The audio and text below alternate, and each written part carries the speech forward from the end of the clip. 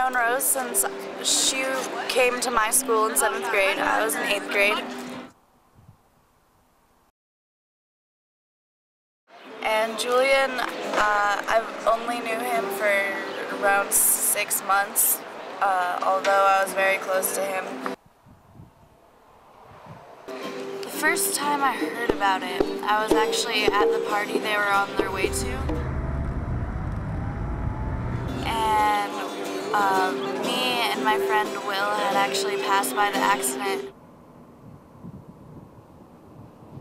And we got to the party, and there are rumors going around that Avery and Rose had gotten in a crash and that Rose died and Avery was in the hospital.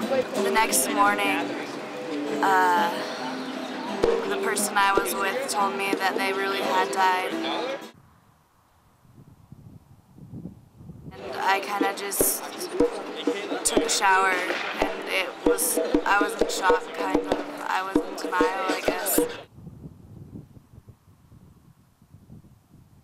And it didn't really hit me that they were gone until I went on the computer and looked up their names and saw like the articles from that day, and by each of their names it said deceased, and that's when it hit me that they were gone.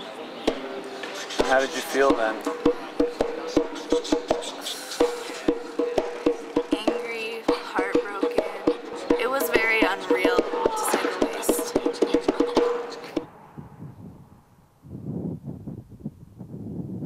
Nothing has really happened to me like that, and I don't know. This has definitely been probably the worst experience that I've gone through in my life, but I also think that in how powerful this was on the negative side, it has also produced the same amount of positive things that I've realized and that have come to me. So although I really wish it had never happened, but I think it needed to happen, and that everyone that I know and me personally has grown so much from this, and it was almost necessary to like grow up, to not be a teenager anymore. I'm still a teenager, but you know, you have to realize like how life really is and learn from it and become closer to other people from it. Like after the accident, so much love has been like passed around from people, and I've created new friendships from it with so many people that were friends with Julian or Rose that I hadn't really been friends with before. 2 days before the accident was my last day like hanging out with Julian. We had an amazing time that day. We were kind of talking about death, ironically, and we were both telling each other how we had come to terms with death almost, and that we weren't scared of it anymore. The memorial, it was put together so fast. Tyler Dressel, he was Rose's boyfriend, actually came up with the idea to have it in Cathedral Park, and it was organized right away.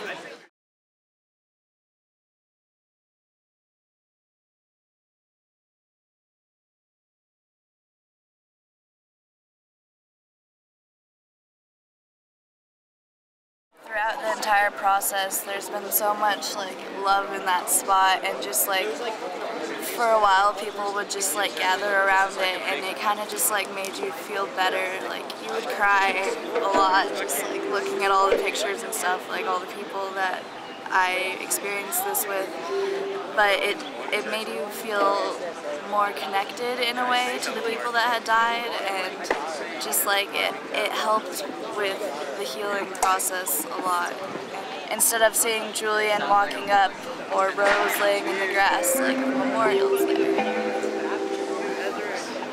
They may have died, but like their presence is still going to be in all these people forever. And even though they are gone, like you just have to remember them with a smile on your face and be grateful that you got to cross paths with those people and know them and be in their lives and just like work towards what they would have wanted, like try to finish goals that they had that were like towards the better.